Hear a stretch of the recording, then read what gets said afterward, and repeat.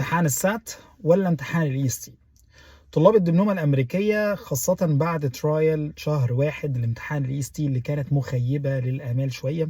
تعالوا كده الخص لكم الدنيا واقول لكم هل الافضل ندخل امتحان السات ولا امتحان الاي اس تي ولا نعمل ايه بالظبط. امتحان الاي اس تي للاسف بعد ما كان اصدر ان هو غير تعديلات او عمل تعديلات في الامتحان سواء في الانجليش او الماث، وللاسف ما طلعش ريسورسز او مصادر نقدر نعتمد عليها بشكل مباشر عشان نجهز الامتحان.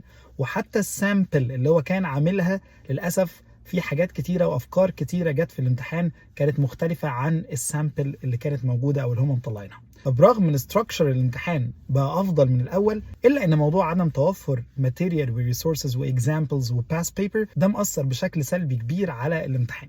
ورغم كده مازال عندي امل وتوقع ان نتائج الامتحان او نتائج الترايل تبقى الطف شويه. وللاسف لو ده ما حصلش فهيبقى الاي اس تي بيجازف بشريحه كبيره جدا هيخسرها. باختصار امتحان السات امتحان واضح اكتر، ليه كويستشن بانك كامل وماتيريال واضحه نقدر نعتمد عليها، ولو ذاكرت كويس تقدر تجيب فيه سكور كويس. امتحان الاي اس تي مازال مبهم شويه، ملوش ريسورسز كتيره نقدر نعتمد عليها، وهننتظر برضو نتيجه الترايل اللي فاتت عشان نقول لكم اخبار السكور.